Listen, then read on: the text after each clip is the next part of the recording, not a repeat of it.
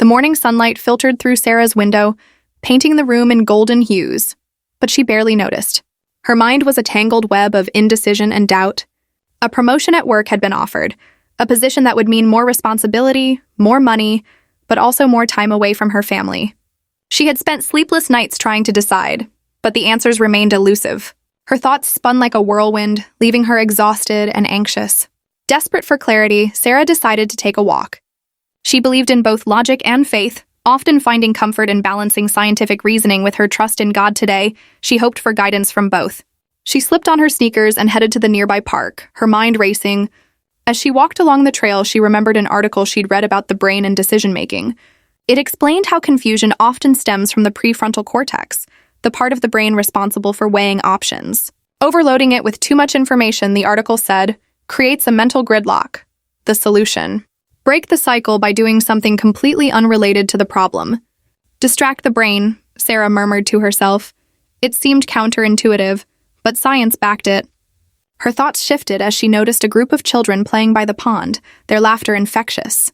She stopped to watch, her mind momentarily free from its storm. Then she sat on a bench, pulled out her phone, and began jotting down the pros and cons of the promotion, a practical exercise she'd often heard psychologists recommend. Writing everything out brought a surprising sense of relief, as if the act of transferring her thoughts to paper lessened their weight. Still, Sarah felt incomplete. The logical exercise had helped, but her heart sought something more. She closed her eyes and whispered a prayer, her voice soft but earnest. Lord, I'm so lost right now. I need your wisdom to guide me. Please show me the path you want me to take.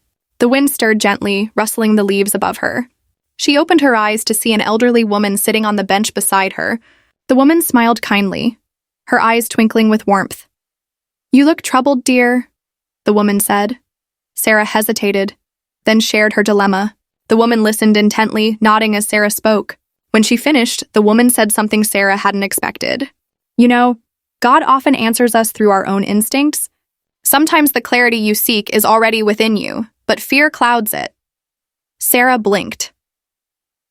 Fear, the woman nodded. Fear of failure, fear of the unknown, fear of making the wrong choice. But the Bible says, "For God has not given us a spirit of fear, but of power, love, and a sound mind."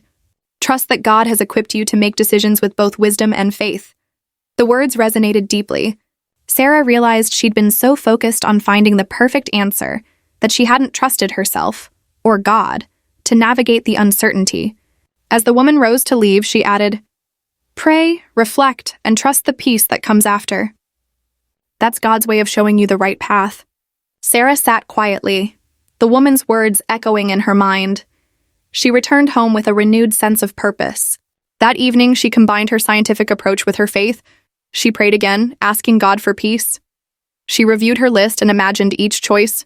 When she thought about accepting the promotion, a calm, almost certain peace filled her heart. The next morning, she emailed her boss to accept the offer. She didn't have all the answers yet, but she felt confident that she was stepping into the right path, a path guided by both logic and divine wisdom, and for the first time in weeks, Sarah smiled. The confusion was gone,